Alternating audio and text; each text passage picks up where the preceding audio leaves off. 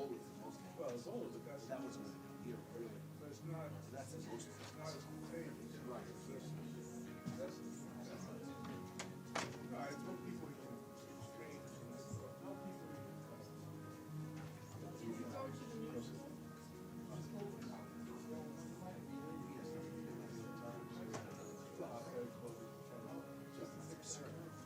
Called it what? The Trump files? Op-ed called it what? Did I mishear you? You said the op-ed called it. the Trump file. What, the Times? One at a time. Right. I think I saw I it. think it's Gail Collins. But you only get it from bodily fluids, if that exchange bodily. It was stirring. You sneeze. Well, everybody sneezes. It's like the flu or a cold in terms of contagion. Question is not serious.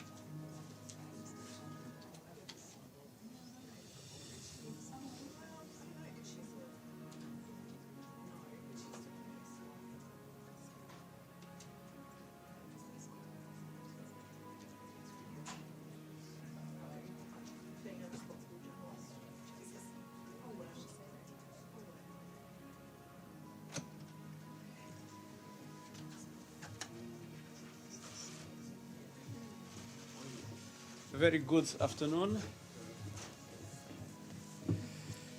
Can we cut the music?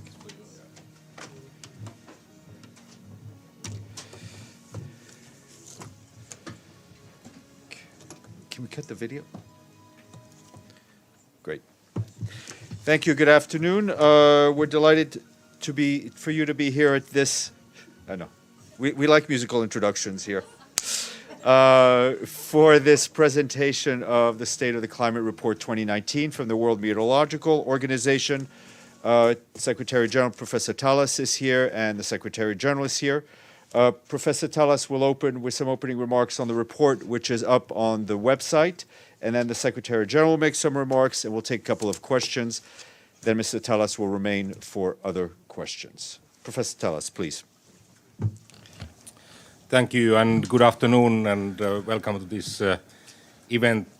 My organization, World Meteorological Organization, publishes once a year status of climate report and we have several UN partners behind this report. It's WMO, it's IOC, UNESCO, it's World Health Organization and FAO, for example, who have been contributing to the report. And I will show you some slides after the intervention of Secretary General Guterres, and thereafter there will be a chance to have further discussions with you.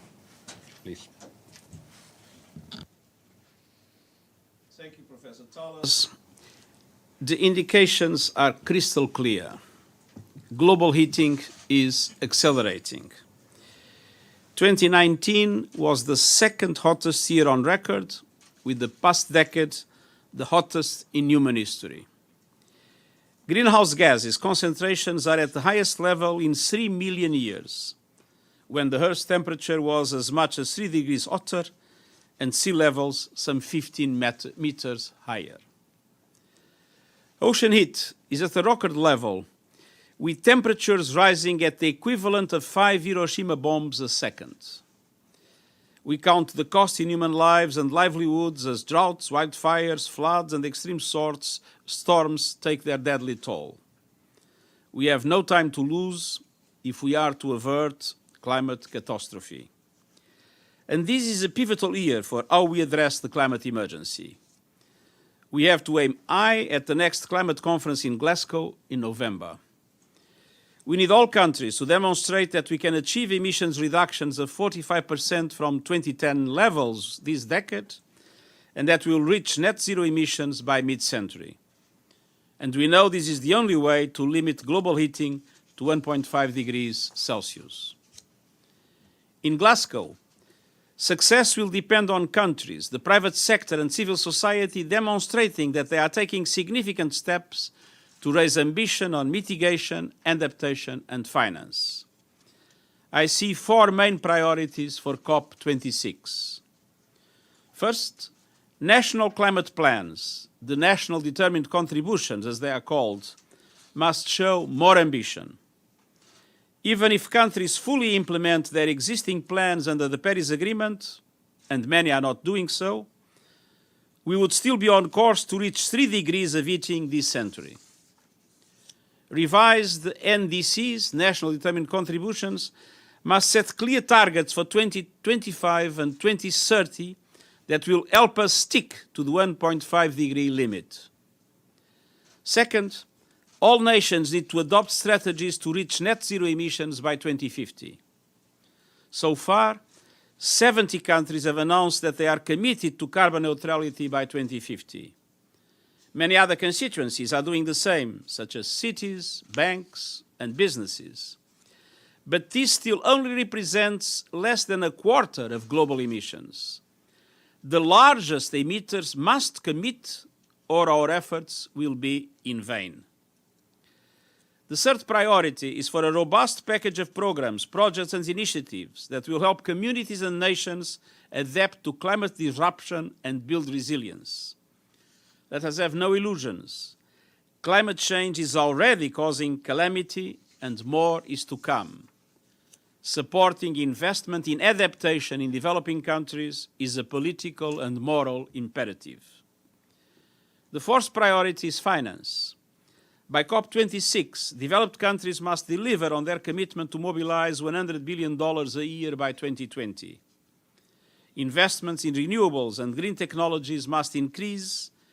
We need to end the vast and wasteful subsidies for fossil fuels, which actually increased last year.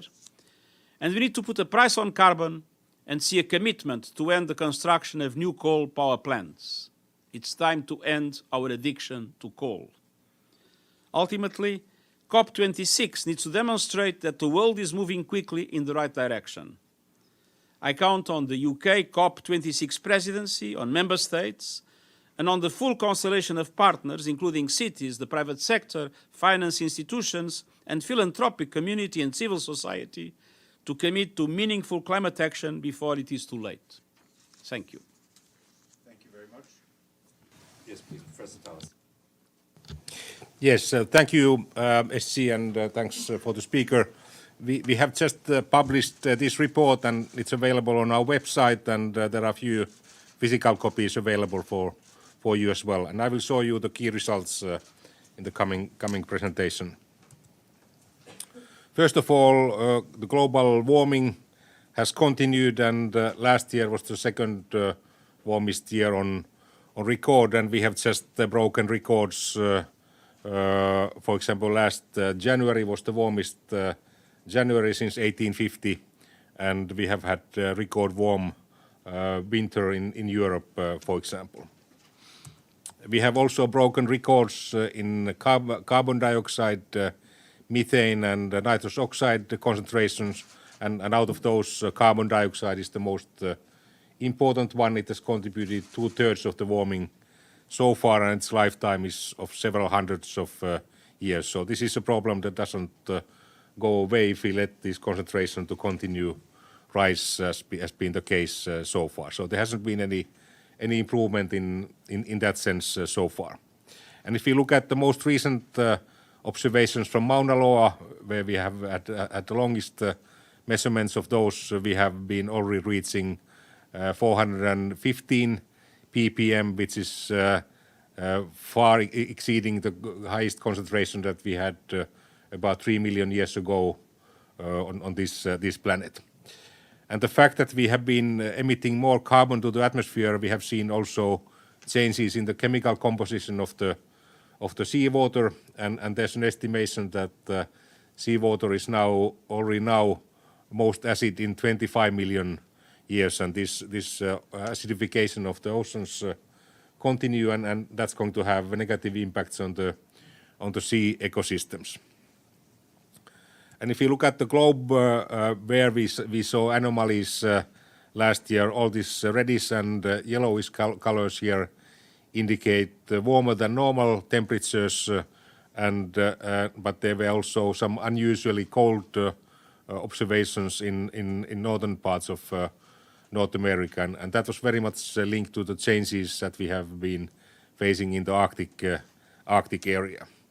And we have warmed the Arctic more than double the global average, and we say that the so-called Chatham rule doesn't apply in the Arctic. What happens in the Arctic doesn't stay in the Arctic, and we have started seeing unusual weather patterns outside of the Arctic because of the Arctic massive warming, and that means that we have seen more often stagnant weather conditions. It have meant these kind of cold winter temperatures or unusually warm summers, and also some of the unusually warm winter weathers, like the one in Europe this year, was related to the Arctic changes.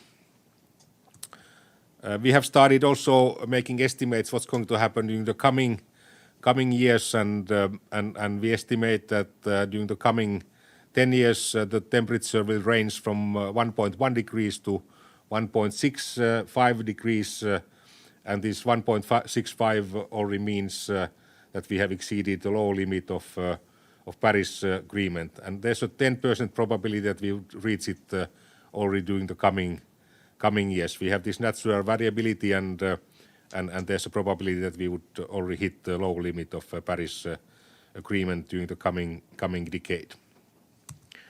We have stored more than 90% of the extra heat that we have produced to the planet to the oceans, and we have seen warming of the oceans. The deep seawater mass has been warming, and we have seen now half-degree warming of the seawater, and more than 90% of the extra heat that we have produced to the planet is stored in the oceans. That's contributing to the sea level rise, and it's also contributing to the strength of tropical storms like hurricanes, typhoons, and cyclones, and those are now observed in wider areas than we used to observe before. And there has been a boost in the sea level rise. During the last century, it was typically 1 to 2 millimeters per year, but during the recent years, we have seen 3 to 4 millimeters per year sea level rise, and this is partly because of this warming and thermal expansion of the seawater, but more and more it's related to the melting of glaciers, especially Greenland glacier melting has tripled during the past 10 years, and the Antarctic glacier has also began melting, and that's going to be the long-term driver of sea level rise. We have seen a decline of the both spring and autumn sea ice coverage in the Arctic, and you can see it from this graph. We have also year-to-year variability, which is related to atmospheric dynamics, but the overall trend is negative, and we have already melted 75% of the sea ice mass. We have practically 1 year old ice left in the Arctic, and whereas in the past we used to have 3 to 4 year old ice, most of the ice. Then we have melted global glaciers, and this graph is showing what has happened during the last decades, and you can see that this curve is getting steeper, so which means that there's this melting of the glaciers has been speeding up, and the glaciers are main source of fresh water for many big rivers in Asia, in China, India, in Europe, in North America, and also in South America, and that's bad news when it comes to availability of fresh waters. Then a few words about disasters. We have seen a growth in the amount of major disasters. These are not small disasters. These are big ones like hurricanes, typhoons, major drought events, major flooding events, and we have seen growth in storms. We have seen growth in flooding events, and we have seen also growth in heat waves and drought events.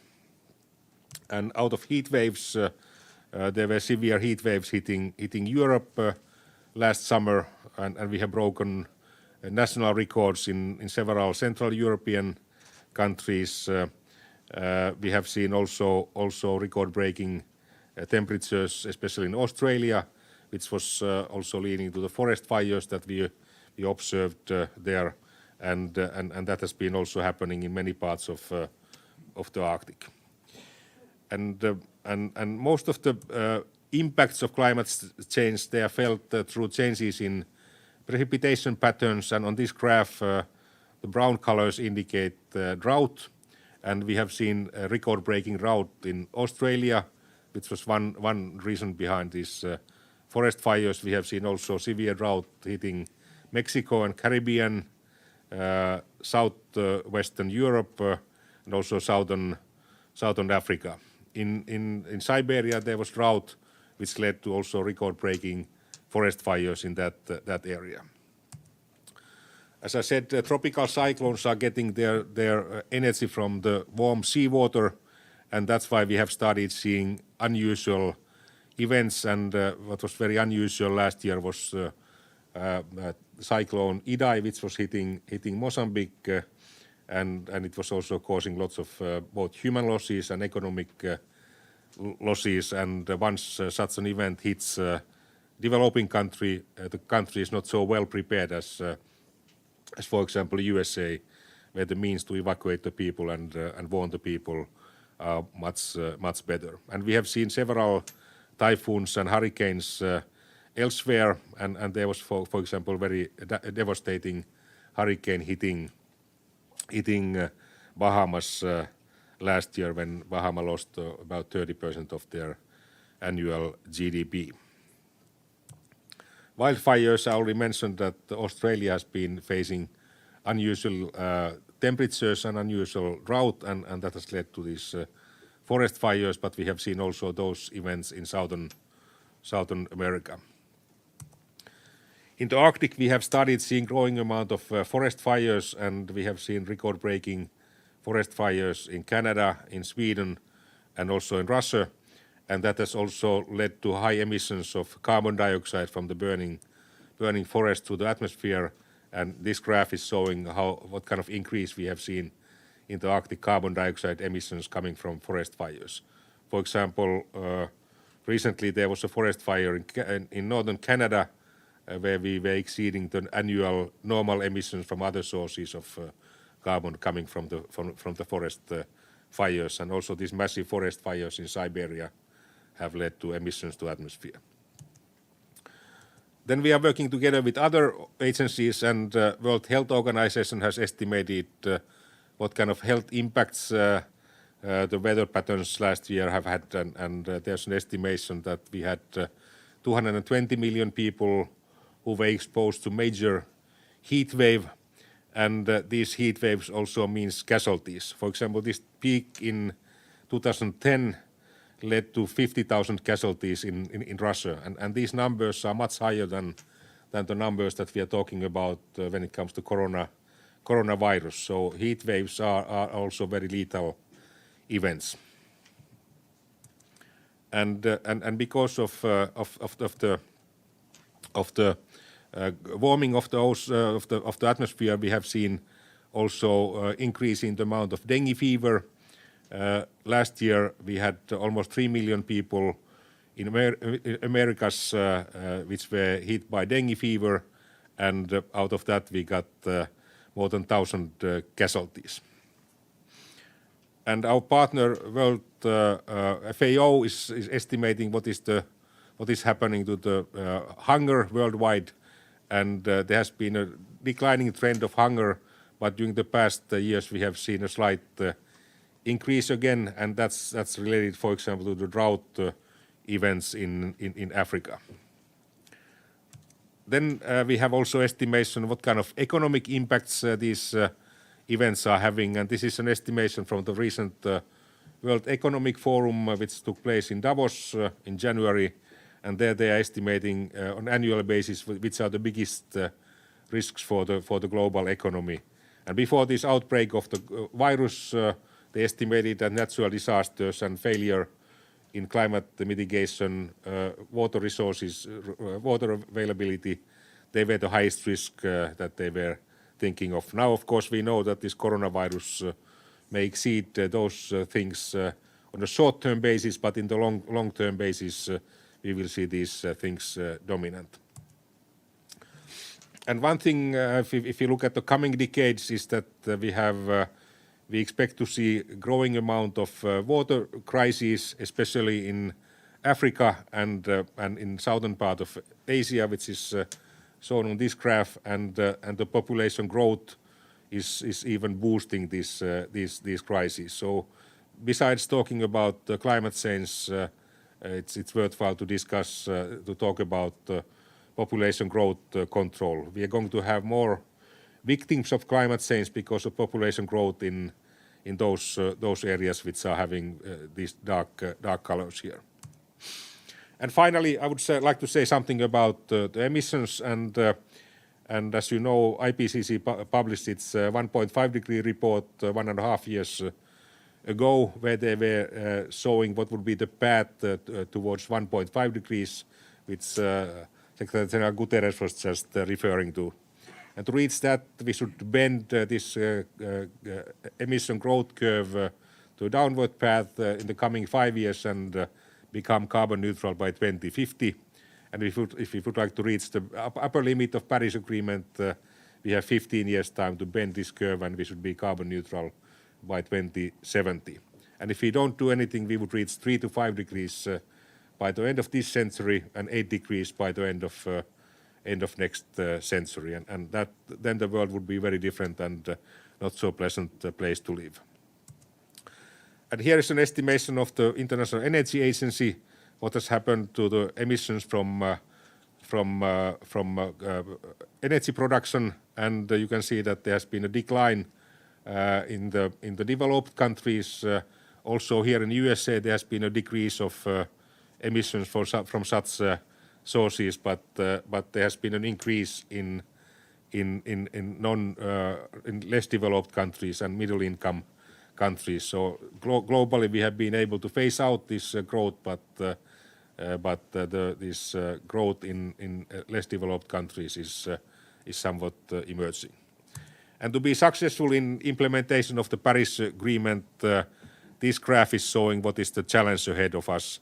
At the moment we produce 85% of our energy, including transport, based on oil, coal and gas, and only 15% based on nuclear, hydro and renewable energy. And we should bend those numbers in the coming decades to be successful in the mitigation efforts. And my final slide is about the impact of coronavirus on air quality. This is demonstrating what happened in China as an average of January, which is on the right-hand side, and what was the situation end of the January when it comes to one atmospheric pollutant, NO2. This is not good news because people are dying, but this is demonstrating what kind of impacts the human emissions are having. With these words, thanks for listening to me, and as I said, this report is available on our website, and there are a few copies available also here if you want to get them. Thank you. Thank you very much. Valeria. Thank you, Stefan. Thank you both for this press conference. Secretary General, it's always a pleasure to see you here. Valeria Robecco from ANSA Newswire.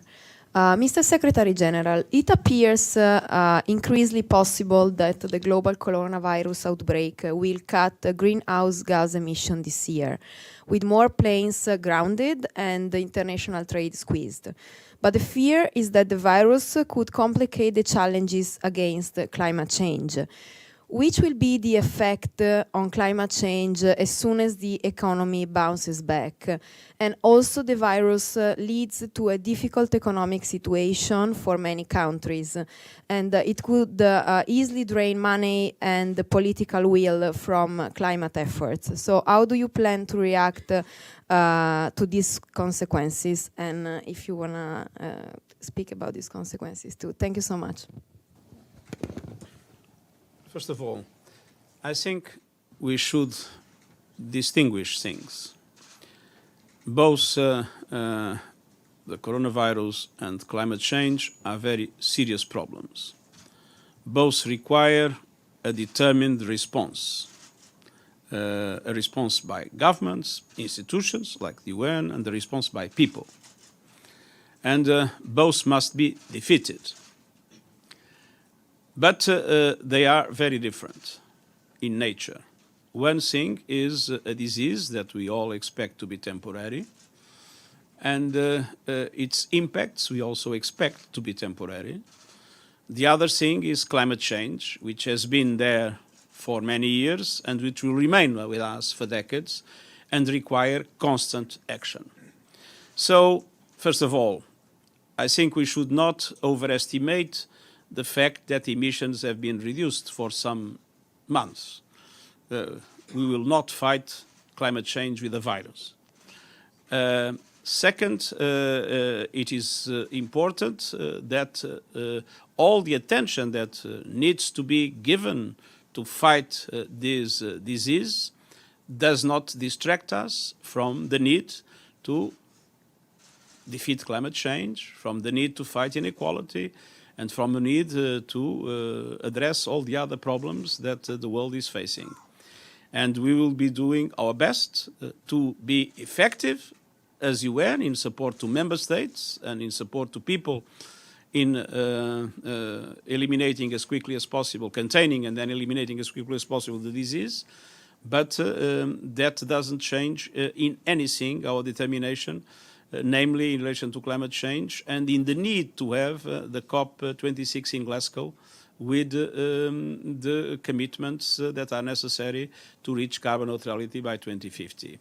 And at the same time, my hope is that people will be able to commit themselves to both objectives with the same strong political will. Professor Taalas, please. Thank you, and I would like to echo what my colleague just said, and of course it's unfortunate that we are having this virus, and of course these casualties that we are facing. It's a drama, and it may have a short-term negative impact on the global economy. That's likely to happen, but when it comes to climate change, we are talking about a very different magnitude of a problem. So the economic consequences of non-action, they will have much more massive scale than this virus, and also the impacts on human well-being and human health, they will be much more massive than this short-term problem that we are going to have with the virus. Thank you. Michelle? Thank you. Michelle Nichols from Reuters. Thank you for the briefing. 2 quick questions. We were told that this report generally confirms previous findings that have come out from the WMO. Is there any particular new piece of information that you think we should be made aware of that's in this report that hasn't been published before? And Secretary General, you mentioned fossil fuels. We've just spoken about coronavirus.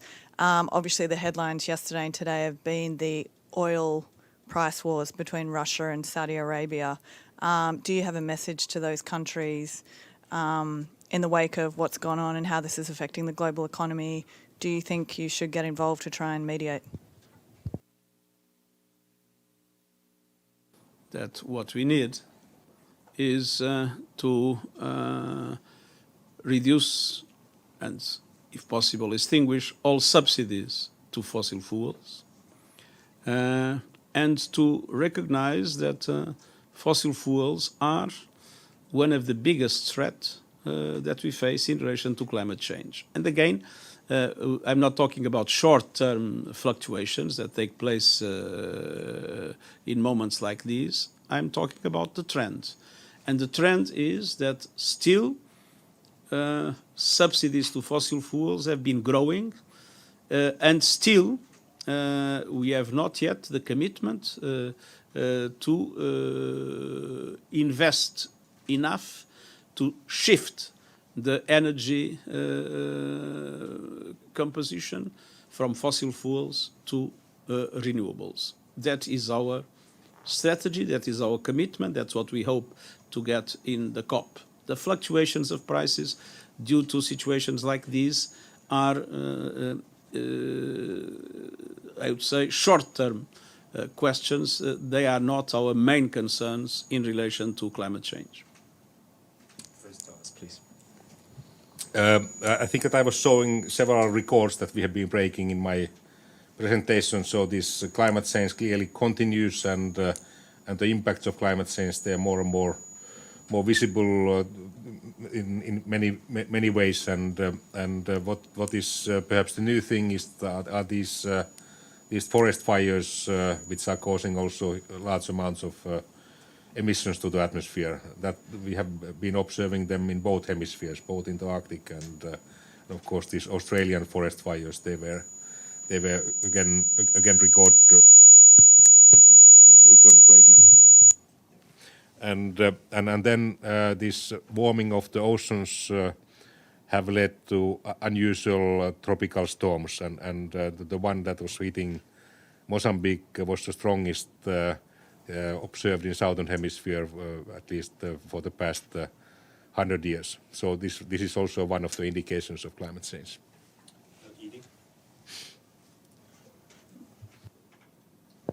Thank you very much for doing this briefing, Edith Lederer from the Associated Press.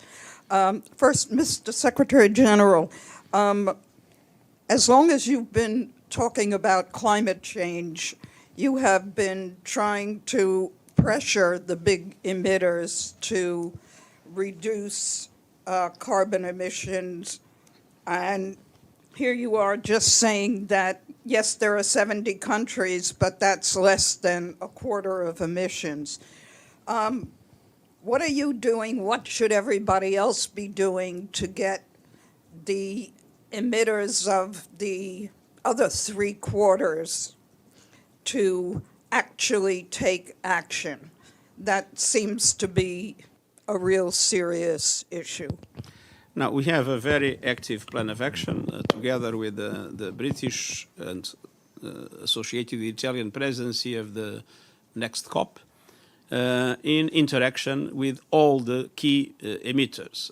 Obviously, the G20 represents 80% of the emissions in the world. And if one looks at Western Europe, North America, China, India, Russia, and Japan, you have the bulk of emissions. And it is with these countries that will be very actively engaged during this year in order to have as many as possible, ideally all of them, committed to carbon neutrality in 2050. There are good news for the moment in relation to the European Union.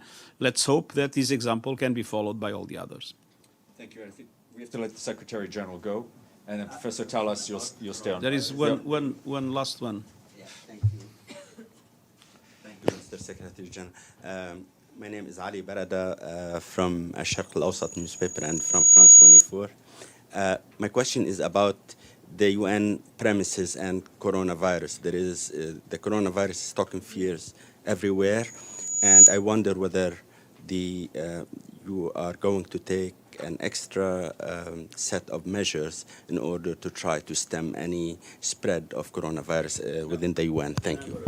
Very important measures were decided both during the weekend and yesterday. They have been announced today to member states, and they are preventive measures with the objective to prevent and obviously, if something happens, to contain. And we are totally committed to cooperate with the authorities of the country, the state, and the city in order to be part of the effort in New York. Thank you very much.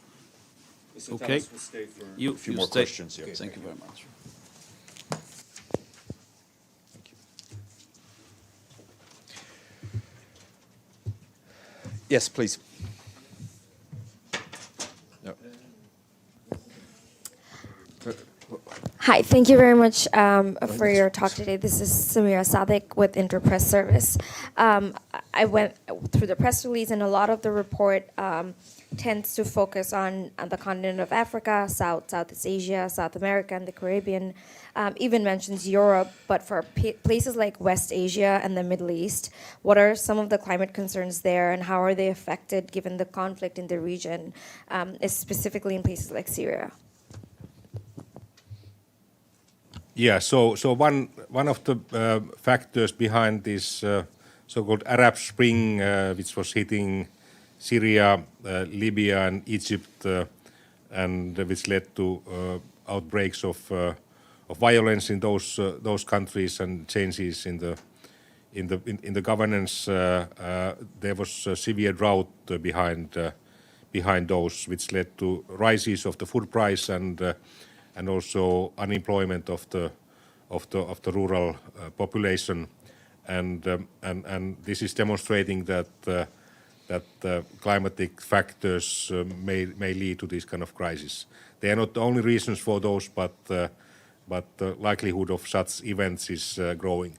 At the moment, we have a severe crisis in Eastern Africa, which is partly driven by climate as well, but we have this locust problem, and to get this locust outbreak, you need certain climatic conditions behind, and we expect these locust and climate conditions to boost the crisis that we are already having in Somalia, but it's also hitting Kenya and Ethiopia, and it's not making the situation in Yemen nor in Pakistan easier. This is fairly wide area where we have observed this outbreak. Yes, please. Given the lack of enthusiasm by one of the largest polluters, that is the United States, not only the United States, admittedly, how confident are you that the goals to reduce pollution and move away from fossil fuels can be achieved. I'm Renzo Cianfanelli from RAC Media Group in Milan. Thank you. Thank you. I think that there has been plenty of positive moves, and as I was showing in one of my slides, that in developed countries we have seen reduction of the emissions last year. That was taking place here in USA, it was taking place in Europe, and it was also taking place in Japan. And there's an energy transition going on. It's attractive to invest in especially solar energy, but also the wind energy, and many countries in USA, many states and many cities, they are having fairly ambitious programs to mitigate climate change. Here, for example, California, the city New York has ambitious plans, and there has been progress in that sense. And the good news is that the private sector in many countries has become more and more aware of this problem, and they want to be part of the solution, and same is applying for the finance sector. But so far this movement has been too slow, but I think that the hope is greater than it used to be because of this movement of private sector and finance sector. Mr. Klein? Joseph Klein of Canada Free Press. I believe on your last slide you were just describing, and you just said it again, that the developing countries' emissions were increasing.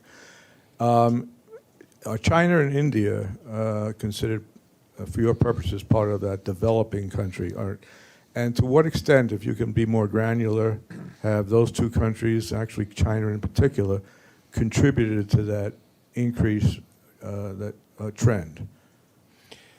Yeah, so of course China is the biggest emitter globally, and there has been a stagnation in their emission growth. So China is still the highest emitter, and out of the countries globally, we have seen major growth taking place in so-called non-OECD countries, and this is partly related to the fact that the demand of energy is growing, and only a part of that energy demand growth is comforted with solar, wind, or hydro or nuclear energy, and there has been more fossil capacity built in several of those non-OECD countries, which is of course not good news for the climate. So it would be great to build more nuclear, hydro, and renewable energy in those countries. And the developed countries, they have been able to detach the emission growth from economic growth, but in the less developed countries, this is not the case yet. But if you took China out of the calculations, hypothetically, can you kind of generally describe what you think that trend line would look like without China? And isn't it true that China has indicated, at least in its previous individual nation submission, that it won't start leveling off on emissions until greenhouse emissions and use of coal until 2030? You're looking for something more ambitious than that in order to meet the goals that you've enunciated. Thank you. Yeah, of course, the Paris Agreement is based on voluntary pledges, and that's what China has promised to do, and China has regarded itself as a developing country, category country, which one may, of course, discuss whether that's the reality. But China has also invested a lot in renewable energy, and so without that investment, the emission growth in China would have been much higher, and China is also one of the leading producers of solar and wind energy technology, which is utilized by many countries worldwide. Carla?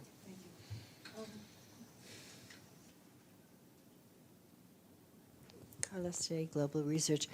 The Amazon is considered the lungs of the planet.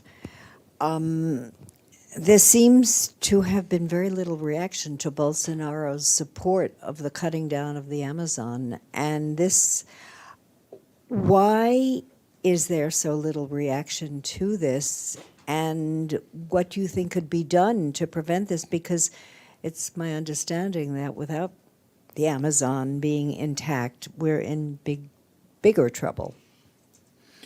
Yeah, so we have two major forest resource-related problems worldwide. The other one is related to the tropical forest zone in countries like Brazil and Indonesia, and the problem with tropical forests is that it's not renewable. Once you cut the forest, it doesn't grow back, which is different from the, for example, boreal forest zone, which we have here in North America and in Europe and parts of Asia. And the other problem that we are having at the moment are these forest fires that I was describing in my presentation. So the changes in climate, that they are promoting these kind of problems, and as I said, we have seen fairly massive emissions of carbon to the atmosphere coming from the forest fires. But there was, to me, there was a very strong reaction against Brazil, and for example, in European countries, there was already discussion to ban certain products from Brazil, both meat and soybean, for example. So it was, I think that the message was heard in Brazil. Great. Thank you very much, sir. Thank you.